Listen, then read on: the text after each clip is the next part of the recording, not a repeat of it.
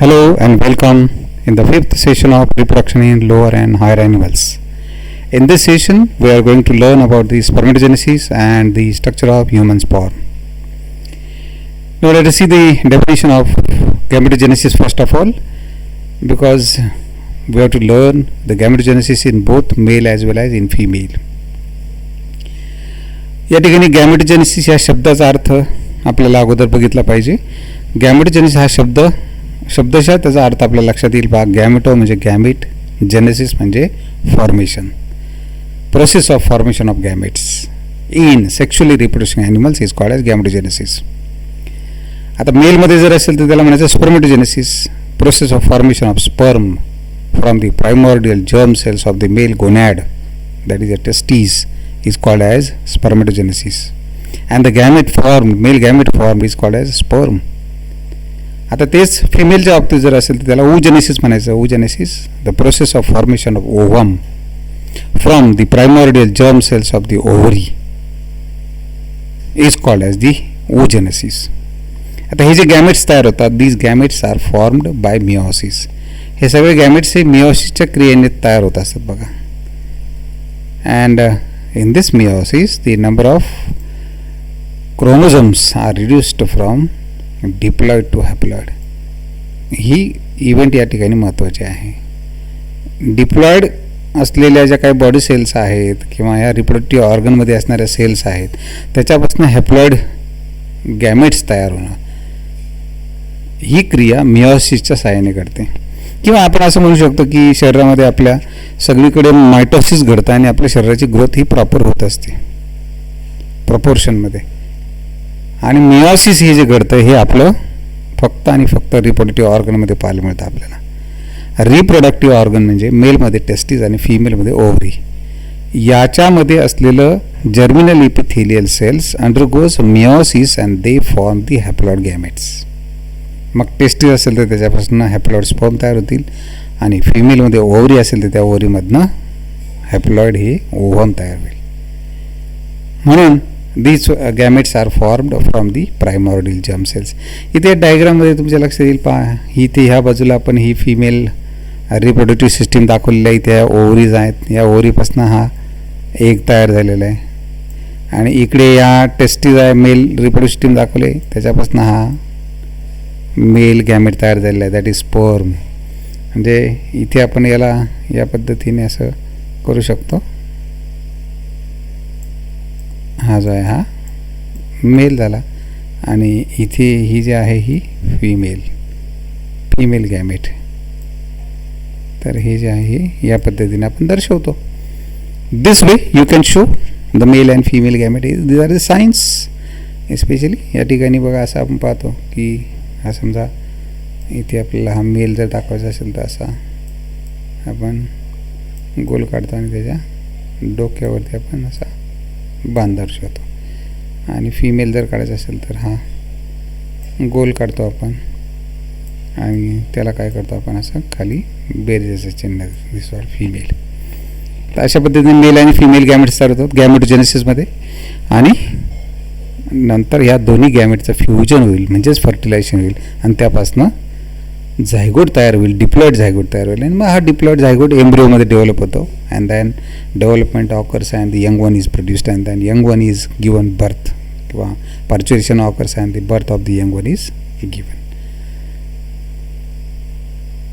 बघूया त्यातलं आता स्पर्मेटोजेनेसिस. स्पर्मेटोजेनेसिसमध्ये आपल्याला formation of male gamete from the primordial germ cells. तर इथे पहिली इव्हेंट आपल्याला दिलेली आहे की यामध्ये प्युबर्टी जे येते म्हणजे रिप्रोडक्टिव्ह ऑर्गन्सचं मॅच्युरेशन झाल्यानंतर जेव्हा ते काम स्टार्ट करेल त्यावेळेला हायपोथॅलॅमस ऑफ द ब्रेन, मेंदूचा हायपोथॅलॅमस जो आहे तो गोनॅडोट्रॉपिन रिलीजिंग हॉर्मोन सिक्रेट करेल, गोनॅडोट्रॉपिन रिलीजिंग हॉर्मोन. आणि हा जो आहे हा hormone gonadotropin releasing hormone it initiate the secretion of follicle stimulating hormone by the pituitary. हे जे हॉर्मोन आहे हे पिच्युटरीच्या मार्फत रिलीज केलं जाईल अँड दॅट इंड्युसेस दी स्पर्मेटोजेनेसिस, की ज्याच्यामुळे स्पर्मेटोजेनेसिस घडण्याला सुरुवात होईल किंवा घडून आणलं जातं. आता हे जे स्पर्मेटोजेनेसिस आहेत इथे पहा ही डायग्राम दाखवली. ही जी डायग्राम आहे ही कशाची आहे तुम्हाला आठवत असेल तर हा संपूर्णपणे काय, हा एक सेमिनिफेरस ट्यूब्यूल आहे. असा जर आपण काढला तर हा पूर्ण असा सेमिनिफेरस ट्यूब्यूल येईल. आणि या सेमिनिफेरस ट्यूब्यूलमध्ये या जर्मिनल इपिथेलियल सेल्स आहेत. या काय आहेत, स्पर्मॅटोगोनियम, जर्मिनल इपिथेलियल सेल्स. या spermatogonial cells undergoes mitotic division and one of the cell becomes enlarged. And this is called as a primary spermatocyte. And this primary spermatocyte then undergoes meiotic division, and then the secondary spermatocyte is formed, and finally the spermatid and spermatozoa are formed. So this is the diagram showing the seminiferous tubule. हे जे दाखवलेलं आहे हे seminiferous tubule आहे टेस्टिसमध्ये असलेलं. तर याच्या 3 phases आहेत. स्पर्मॅटोजेनेसिसच्या 3 फेजेस आहेत. त्यातली पहिली फेज जी आहे त्याला माझा मल्टिप्लिकेशन फेज. आता या मल्टिप्लिकेशन फेजमध्ये प्रायमोर्डियल जर्म सेल्स आहेत जे डिप्लॉइड आहेत. या diploid primordial germ cells undergoes repeated mitotic division to produce a large number of spermatogonia. मोठ्या प्रमाणामध्ये स्पर्मॅटोगोनिया तयार करण्यासाठी या प्रायमोर्डियल जर्म सेलचं मायटोटिक डिव्हिजन होतं आणि या अशा प्रकारच्या डिप्लॉइड स्पर्मॅटोगोनियल सेल्स तयार होतात. आता या स्पर्मॅटोगोनियल सेल्स आहेत याचं जे क्रोमोझोमल कॉम्बिनेशन आहे किंवा क्रोमोझोमल कंटेंट आहे ते सीचेस क्रोमोझोम म्हणजे डिप्लॉइड सेट ऑफ क्रोमोझोम आहे त्याच्यामध्ये, जो ओरिजिनल नंबर आपल्या शरीरामध्ये असतो तो. दुसरी फेज याच्यामधली आहे ती ग्रोथ फेज आहे. Second phase is called as growth phase. बघा आपण पहिली फेज पाहिली मल्टिप्लिकेशन. एक शब्दशः त्याचा अर्थ आहे की ज्या ठिकाणी काय होते, मल्टिप्लिकेशन होतं. Here the multiplication of cells occurs. Primary germ सेल्सचं मल्टिप्लिकेशन होतं, मायटोटिक डिव्हिजन होतं. ज्याला काय म्हणतो आपण द्विसूत्री विभाजन. एकासारख्या 2 सारख्या पेशी तयार होतात. मायटोटिक डिव्हिजन, मल्टिप्लिकेशन डिव्हिजन आणि डिप्लॉइड अनेक सेल्स तयार होतात. त्याला म्हणायचं spermatogonia. Second phase is a growth phase. आता मी तुम्हाला सांगितलं इतक्यात की या डायग्राममध्ये बघा इथेही आपल्याला दिसते प्रायमरी स्पर्मॅटोसाइट तयार झालेला. Some of the spermatocyte stops dividing and grow in size to develop the primary spermatocyte.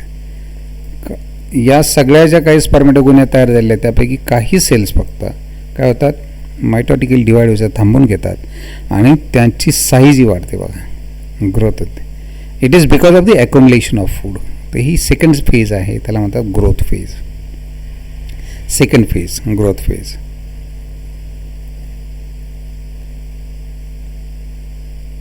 आणि तिसरी फेज जी आहे third phase, it is called as the maturation phase. Third phase is the maturation phase. आता या maturation फेजमध्ये मात्र मिओटिक division आहे. मुलांना परत एकदा नीट लक्षात घ्या, मायटोसिस आणि मिओसिस याच्यामधला फरक. मायटोसिस म्हणजे मल्टिप्लिकेशन डिव्हिजन आणि मिओसिस म्हणजे रिडक्शन डिव्हिजन. तर मॅच्युरेशन फेजमध्ये मिओटिक डिव्हिजन होतं. 2 वेळा मिओटिक डिव्हिजन पाहायला मिळतं आपल्याला.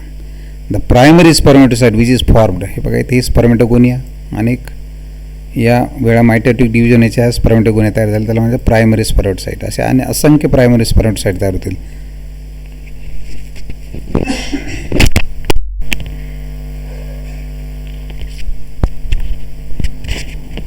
आणि यापैकी फक्त काही सेल्स या मोठ्या होतील, एनलार्ज होतील आणि त्याचं रूपांतर हे स्पर्मॅटोसाइटमध्ये होईल, प्रायमरी स्पर्मॅटोसाइट होईल. आणि हा प्रायमरी स्पर्मॅटोसाइट जो आहे इट विल अंडरगो मिओसिस. या ठिकाणी त्याचं मिओसिस झालेलं पाहायला मिळतं आणि त्याच्यापासून आपल्याला हे 2n नंबर दिसतं इथे तुम्हाला. दिस इज वॉट 2n नंबर म्हणजे डिप्लॉइड प्रायमरी स्पर्मॅटोसाइट. याचं रूपांतर हॅप्लॉइड 2 सेल्समध्ये झालेलं दिसते बघा आपल्याला इथे. So these are 2 haploid secondary spermatocytes are formed by meiosis 1, or this is the first meiotic division. And in the second meiosis, this secondary spermatocytes again divides and forms the spermatids, haploid spermatid. The second meiotic division मध्ये या पद्धतीने आपल्याला 4 तयार झाले, म्हणजे एकापासून आपल्याला हे 4 अशा पद्धतीने स्पर्मॅटिड्स तयार झालेले दिसतील. And these spermatids undergoes spermiogenesis and the spermatozoa are formed. या ठिकाणी त्याच्या स्पर्मॅटोझोआ तयार झाले असतात. तर इथे बघा primary spermatocyte undergoes first meiotic division and forms 2 haploid cells called as secondary spermatocytes. Secondary spermatocyte undergoes second meiotic division and it produces 4 haploid spermatids, and these spermatids are non-motile and non-functional.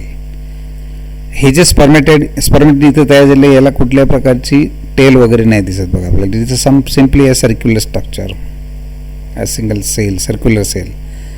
But later on it is transformed into a functional spermatozoa by the process of spermiogenesis. याचं रूपांतर आपल्याला इथे या स्पर्मॅटोझोआमध्ये बघा इथे स्ट्रक्चरमध्ये दिसते आपल्याला. This is particularly a head, then this one is middle piece and this is the lashing tail. तर अशा प्रकारचे हे स्पर्म या ठिकाणी तयार झालं spermatozoa, and that is called as the process is called as the spermiogenesis. तर या पद्धतीने स्पर्मॅटोजेनेसिसमध्ये आपल्याला 3 फेजेस पाहायला मिळतात. एक आहे मल्टिप्लिकेशन फेज, दुसरी आहे growth phase, third one is the maturation phase. So by these 3 phases the spermatogenesis occurs in the seminiferous tubules of the testes of male.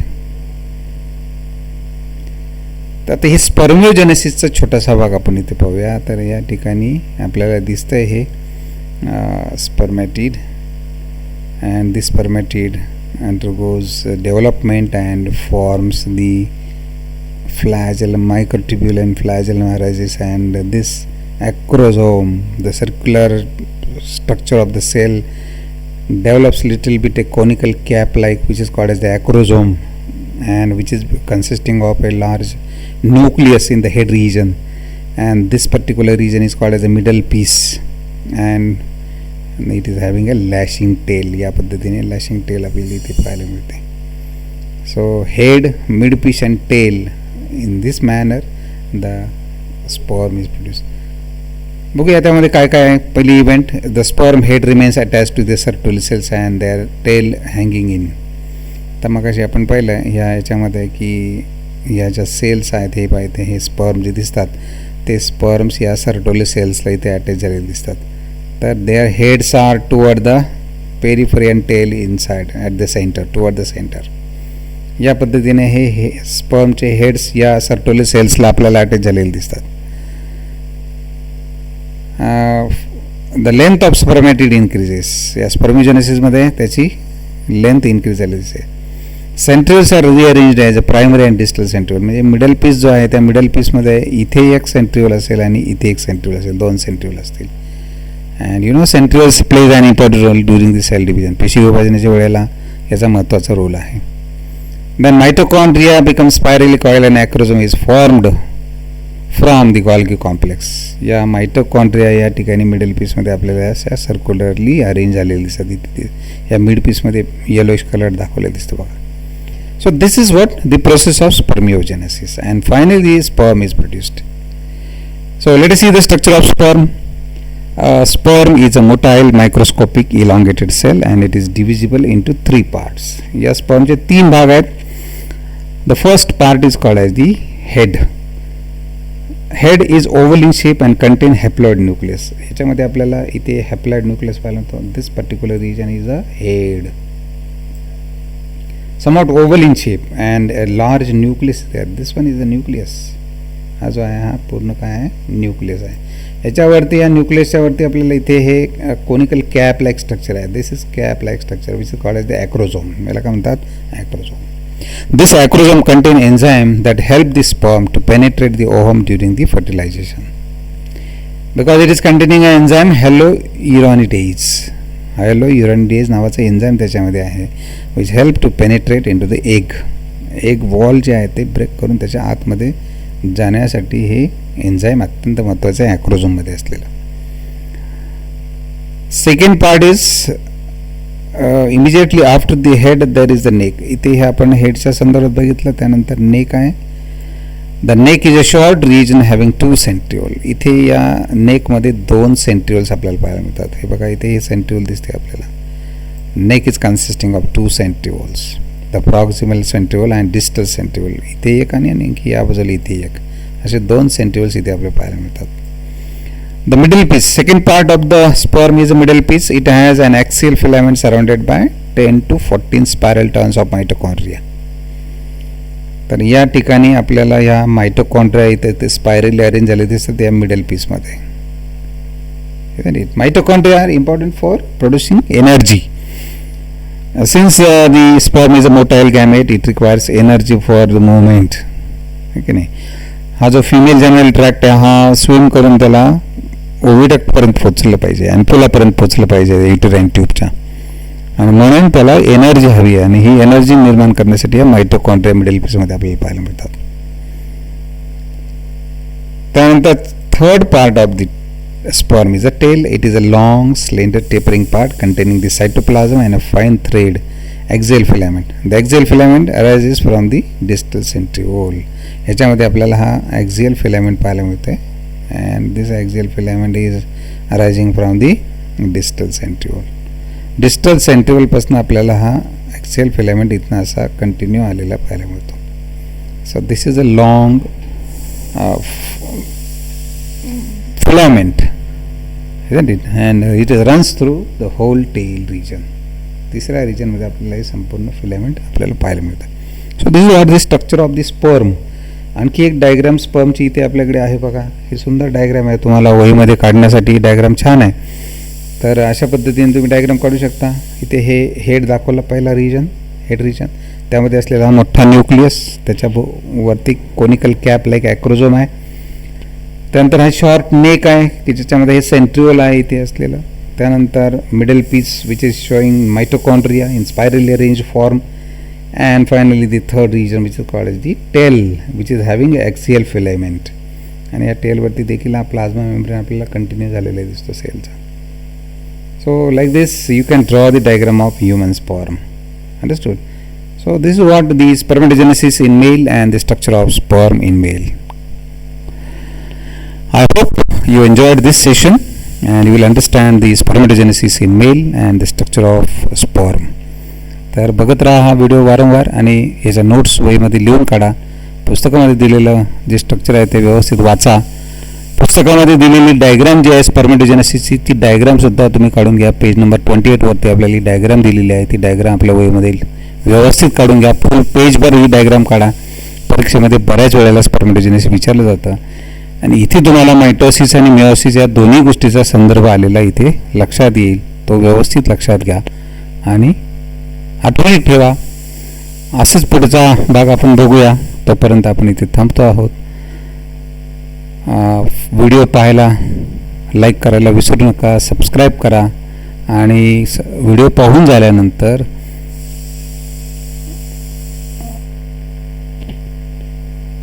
आपलं नाव तिथे लिहायला विसरू नका. जरूर नाव लिहा, इयत्ता तुकडी आणि नाव आपलं स्वतःचं तिथे खाली लिहा. म्हणजे मला कळेल की किती लोकांनी हे व्हिडिओ बघितलेले आपल्या विद्यार्थ्यांना आणि त्याची नोंद माझ्याकडे करता येईल मला. तर भेटूया पुढच्या व्हिडिओमध्ये. See you, bye bye.